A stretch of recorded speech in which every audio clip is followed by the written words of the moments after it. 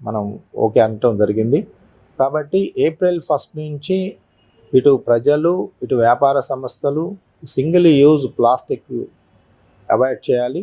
అలానే మే 1 నుంచి మాత్రం ఏదైనా సరే అతిక్రమించి, ఈ నిబంధనలు అతిక్రమించి అటు ఉపయోగించినా, ఇటు అమ్మినా, అట్లనే మ్యానుఫ్యాక్చర్ చేసిన వాళ్ళ మీద చర్యలు తీసుకోవడం జరుగుతుంది. ఫైన్స్ ఇంపోజ్ చేస్తాము.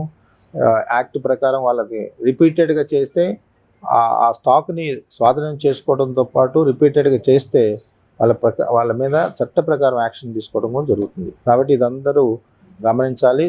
నగరాభివృద్ధికి, నగరం శుభ్రంగా ఉండటానికి, బ్యూటిఫుల్ గుంటూరు తయారు కావడానికి, శానిటేషన్ ఇంప్రూవ్మెంట్కి ప్లాస్టిక్ అనేది ఒక భూతంలాగా మారింది. కాబట్టి దాన్ని అవాయిడ్ చేస్తే అందరూ సుఖంగా ఉంటారు, హెల్త్ కాపాడుకున్నట్లు అవుతుందని చెప్పేసి ఈ సందర్భంగా అందరినీ రిక్వెస్ట్ చేస్తున్నాను.